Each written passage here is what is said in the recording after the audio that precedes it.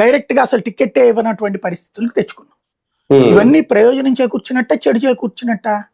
అదే కదా. ఇది డైవర్ట్ చేయాలంటే అక్కడ ఏమైపోయింది, సిట్ అనేది వీళ్ళకి షాక్ అయింది.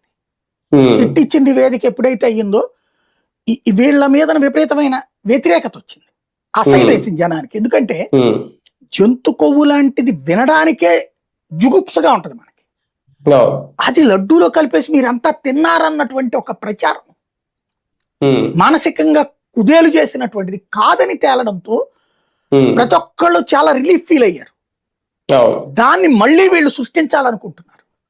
దాన్ని ఇంకో కోణంలోంచి తీసుకొచ్చింది ఆ యాసిడ్. ఆ యాసిడ్ ఈ జంతు కొవ్వులతో ఎట్టనేది తయారు చేస్తారు, వీళ్ళు చేర్చు పెడితే సరిపోతుంది కదా. జగన్ పిహెచ్డి చేశాడు దాంట్లో అని చెప్పారు, వెరీ గుడ్, కరెక్ట్. అతనికి చేయడం చేతే సావట్లేదు, మీరు చేసి నిరూపించి ఇదిగో జగన్ ఎట్లా తయారు చేశాడని చూపించండి. ఆ నెయ్యి అక్కడికి వచ్చింది అన్నటువంటిది. జంతు కొవ్వులు తర్వాత ఈ కెమికల్స్, పామాయిల్ ఇవన్నీ కలిపేస్తే ఒక నెయ్యి తయారవుతుంది అనేటటువంటి ప్రపంచంలో ఏ సైంటిస్ట్ కనిపెట్టని ఒక శాస్త్రం వీళ్ళు కనిపెట్టారు. సిట్ ఆ మాట చెప్పింది అంటున్నారు. సిట్ చెప్పింది ఏంటి, జంతు కొవ్వు కల్తీ లేదని చెప్పింది. నెంబర్ 1, వీళ్ళ హయాంలోనే వచ్చినటువంటి కల్తీకి సంబంధించినటువంటి ట్యాంకర్ని మళ్ళీ బయటికి వెళ్ళి మళ్ళీ వెనక్కి వస్తే ఓకే చేసేసారని చెప్పింది. మిగతాది వాళ్ళకి సంబంధించి వీళ్ళ ఎలిగేషన్కి ఏం చెప్పింది, వాళ్ళ దగ్గర పాలు